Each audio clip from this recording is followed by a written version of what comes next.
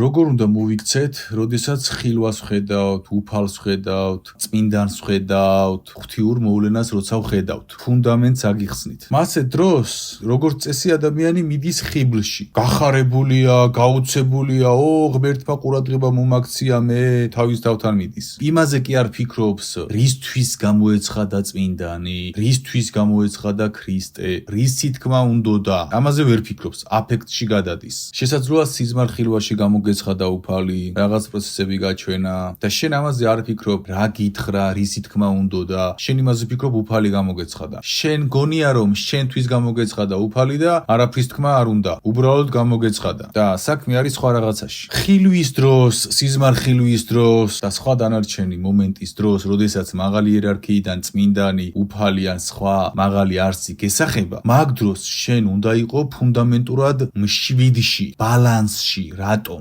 იმიტომ რომ მაგ მომენტში შენში შემოდის ღვთიური ენერგია და ეს ხილვა უბრალოდ ან სიზმარ-ხილვა და ეს ყველაფერი უბრალოდ ინფორმაციას კი არ ხედავ, არამედ ეს ღვთიური ენერგია შემოდის შენში და შენში თუ შიგნით ბალანსი არ არის, გაგიხარდა, აღფრთოვანდი, ეს თუ არის, შენი ორგანიზმი, შენი ენერგია ვერ უძლებს ისედაც დიდ ღვთიურ ენერგიას და შენ უფრო უმატებ არასტაბილურობას, პირიქით სტაბილურობა ჭირდება შენს ენერგიას, რომ ღვთიური ენერგია მიიღოს, გადაამუშაოს, გაანალიზოს, გაუძლოს.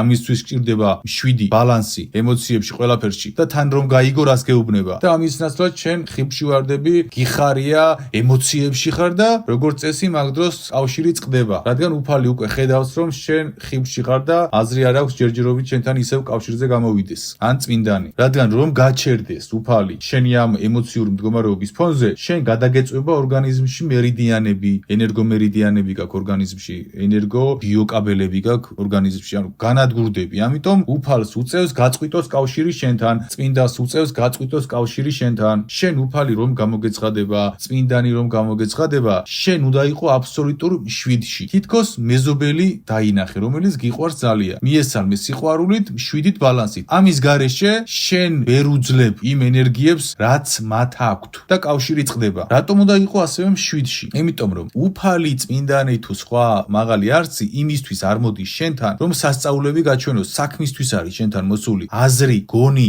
ფიქრი უნდა დააყოლო, რისი თქმა უნდა, რას გეუბნება. ასევე მაგ უნდა გაითვალისწინო ფაქტორი, რომ შესაძლოა წმინდანმა ღმერთმა გითხრას ერთი და შენმა გონებამ დაინახოს სხვა, რადგან შენი გონების წამკითხველი სულიერ სამყაროში არ არის საკმარისად ჩამოყალიბებული ისე, რომ რეალურად ისეთად დაინახოს ფაქტები, როგორიც არის. შენი გონება ფორმას უცვლის ცოტა მოვლენებს და მეტაფორულად იგებს შენ და შენ ამ მეტაფორული პროცესებიდან ისე უნდა გაიგო, როგორც ზღაპარს მოგიყვებოდა მშობელი, რადგან მეტი უნარი არ გეყო, ძალა არ გეყო ჯერ, რომ პირდაპირ ერთ-ერთში უფლის ინფორმაცია გაშიფრო, გადმოაკონვენტირო და წაიკითხო პირდაპირ. ამიტომ როდესაც წმინდანი მოდის, უფალი მოდის, ხილვას გაჩვენებს, პირველი იყავი მშვიდში, იყავი ბალანსში, რომ კავშირი არ გაწყდეს, თორემ მოუწევს კავშირის გაწყვეტა, შენ რომ არ დაზიანდე. მერე სწორად გაიგე, რისი თქმა უნდა. ის სიმბოლოები რაც ნახე, როგორც ზღაპარს მოუყვები ბავშვსა, აზრი უნდა გამოიტანო, ისე უნდა გამოიტანო აზრი, რისი თქმა უნდოდა და უნდა გააცნობიერო, რომ შენთვის არ მოსულა წმინდანი პირადად, არამედ საერთო საქმისთვის მოვიდა, საერთო საქმისთვის. შენ თუ ფიქრობ, რომ წმინდანი შენთვის მოვიდა, შენ ხიბში ხარ და მიხედე მაგ საქმეს. ადამიანების 99.9% წარმოიდგინეთ რამხელა პროცენტი, როდესაც მოდის ხილვებით და რამდენი ხილვა მაქვს მონასმენი, 1%-იც არ მახსენდება. პირდაპირ მიდის აი ამ მდგომარეობაში, გახარებულია, ემოციურია, ჩემ თავს რა მოხდა და არც ერთი არ სვამს კითხვას, რისი თქმა უნდოდა. არც ერთი. ნეტა რისი თქმა უნდოდა უფალს. ეს რას ნიშნავს, ის რას ნიშნავს. იმაზე კი არ ფიქრობს, რისი თქმა უნდოდა, უფალი გამომეცხადაო. და შენ დაანებე თავი, უფალი გამოგეცხადა, ეს არის ხიბლი. რისი თქმა უნდოდა, რა სამუშაო გაქვს შესასრულებელი, რა უნდა გაითვალისწინო, რისთვის, როგორ, ამაზე უნდა იფიქრო მშვიდში და მშვიდით უნდა შეხვდე ყველაფერს. როგორ უნდა განარჩიოთ, ბნელი გამოგეცხადათ თუ ღმერთი. რამდენიმე ფაქტორი არის. პირველი ფაქტორი, ბნელი არასოდეს არ დაფრინავს სიზმარ-ხილვაში ან ხილვაში. წმინდანი, ღმერთი არასოდეს არ დადის, ლივლივებს. პირველი ნიშანი არის ეს. მე გამომცხადებია სიზმარ-ხილვაში ბნელი და ფეხებს რომ შევხედე, ჰაერში ქონდა, მაგრამ ზემოთ იყო ჩამოკიდებული. ანუ დაკიდებული იყო დემონი და თავიდან ეცადა რომ მოვეტყუებია ამით, მაგრამ ვერაფერი ვერ მოახერხა. ანუ თავიდან ბოლომდე რომ შეხედავ, ჰაერში უნდა ლივლივებდეს, რადგან წმინდანები და ღმერთი ერთადერთი და მაღალი იერარქია მიწაზე ფეხით არ დადის. აი როგორც შენ ახლა მიწაზე დადიხარ და არ ხოხავ, ისე არ დადის წმინდანი, ის არ ხოხავს, დალივლივებს. ბნელი ვერ დალივლივებს, ვერ დაფრინავს. ძიმეა, არ მინახავს მე სიზმარხილოში ბნელი, რომელიც დალივლივებს, ან ვინმეს გამოცხადებია და დალივლივებს, ანუ ვერ დაფრინავს. მე არ მინახავს პრაქტიკაში არც სხვა ადამიანების მონაყოლში. პირველი ეს არის. განარჩიეთ ამით. ჰაერში თუ არის ჩამოკიდებული, ხო? თუ ზის ახლა და გელაპარაკება, სხვა მომენტია ის. თუ ზის და სადღაც მდინარესთან ხართ ჩამომჯდარი და ეს ყველაფერი. ეხლა როგორ უნდა განარჩიო ფუნდამენტით? ფუნდამენტით უნდა განარჩიო იმით, რომ შეგრძნებას გიტოვებს კონკრეტულ მდგომარეობას. ყველა არსი თავის ენერგეტიკულ შეგრძნებას გიტოვებს. თუ დესტრუქციული შეგრძნება დაგრჩა, აი გაიღვიძე და ცუდად ხარ, ენერგია გამოცვლილი, შიშებში ხარ, უენერგიოდ ხარ, ცუდად გრძნობ თავს, აი რაღაცა მჟავე, აი როგორც კვაწარახი რომ მიირთვა და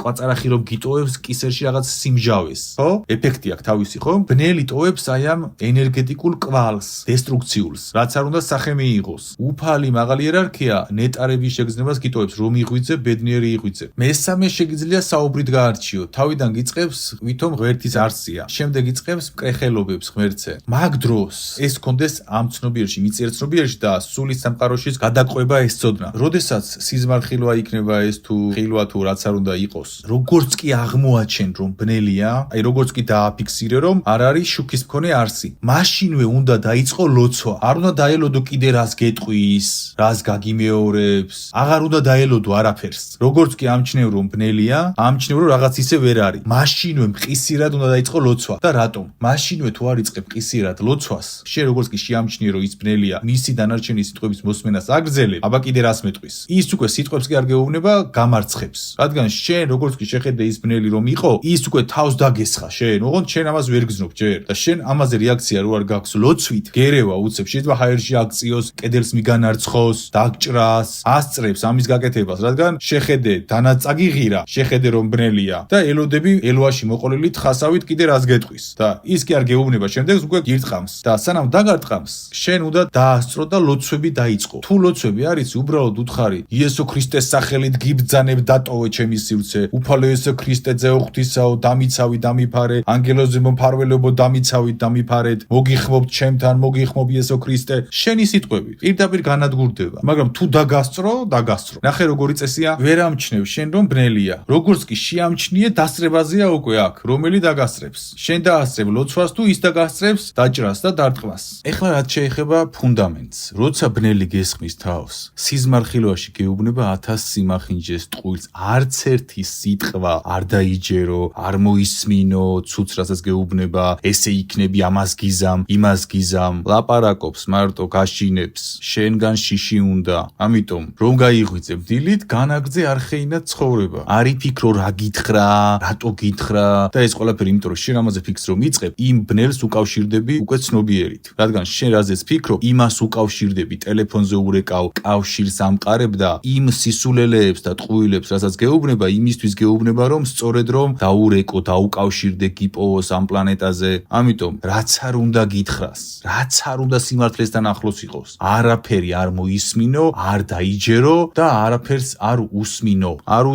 ტყუილია ყველაფერი ცრუა, იმისთვის არის რომ გაგანადგუროს. მისგან ყველაფერი არის ცრუ და განადგურებისთვის. ეს ფუნდამენტური მნიშვნელოვანი საკითხია. ამიტომ გაითვალისწინე. და მთავარი ფუნდამენტი რით შეგიძლია განარჩიო. უფალი შენ არასდროს არ გაშინებს, რომ ეს დაგემართება, ეს მოგივა, ამის ღირსი ხარ, ნეგატიურს არაფერს არ გეუბნება, რადგან უფალი იმდენად ბრძენია, გაჩვენებს გზებს, რომ ეს ნეგატივი აიშორო თავიდან. უფალი არ გეუბნება ეს დაგემართება, ის დაგემართება, ის მოგივა, ეს მოგივა, არ გაშინებს. უფალი გაძლევს გზას, გამოსავალს. როგორ აიცილო რაღაც თავიდან ისე, ანუ ისეთ რაღაცას გირჩევს, არც გეტყვის რა გელოდება ცუდი. უბრალოდ აგარიდებს ამას ისე. უფალი არ გაშინებს, ამიტომ თუ რამე გაშინებს, სიზმარხილოში გემუქრება, ვითომ წმინდანის სახელით, ან სხვა დანარჩენს გეუბნება, თუ გაშინებს. ამ შემთხვევაში ბნელია. თუ გეუბნება მაგალითად, აი ამ საფრთხეს მოერიდე და გამოსავალი ეს არის. ეს არ არის ბნელი. აი როცა გაშინებს, ის არის გარანტირებულად ბნელი. ხო, კიდევ აქვს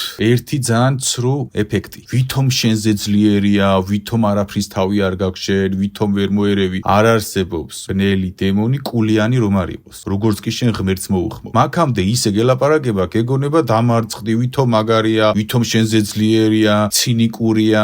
ამ ყველაფერს გეუბნება და როგორც კი ღმერთს იხბობ, მაშინვე ნადგურდება და კულიანია, პირდაპირ მნიშვნელობით კულიანია. მაგრამ კულიანი ხარ შენ, როცა ღმერთს არ მოუხმობ და გეშინია. აი ეს რეალობაა. გინდა ეს მიიღე, გინდა არ მიიღო. ეს რეალობაა, ხალხო. არაფრის თავი არა აქვს, როცა ღმერთს მოუხმობ, პირდაპირ მნიშვნელობით. და იმიტომ გეუბნება, რომ რა სუსტი ყოფილხარ, შენ მართლა ძლიერი გონია შენი თავი. ამ ყველაფერს გეუბნება, იმიტომ რომ ღმერთს არ მოუხმო. გართობს ლაპარაკში, სისულელეებს გეუბნება, გაშინებს რომ დაიბნე, ღმერთს რომ არ დაუძახო. და როგორც კი ღმერთს მოუხმობ, მაშინვე ფაფუ და პატარავდა, კურკლის ხელა გახდა და ეს არის რეალობა, იცოდეთ. და იქაც ღმერთთანაც და ბნელთანაც ორივე შემთხვევაში გჭირდება მშვიდი გჭირდება ყველა შემთხვევაში ღმერთის მდგომარეობაა მშვიდი ბალანსი. ამიტომ მშვიდში იყავი ყველა შემთხვევაში. თორემ გარანტირებულად დამარცხებული ხარ. არის სიტუაციები, როცა გარკვეულ ბუდეებში ხარ, მოხვდება სული სამყაროში და როგორც კი შიშს იწყებ, მაშინვე ფარი გეცლება. მაშინვე გამჩნევენ შენს სუნს გძნობენ. შენ რომ შიში გაქვს,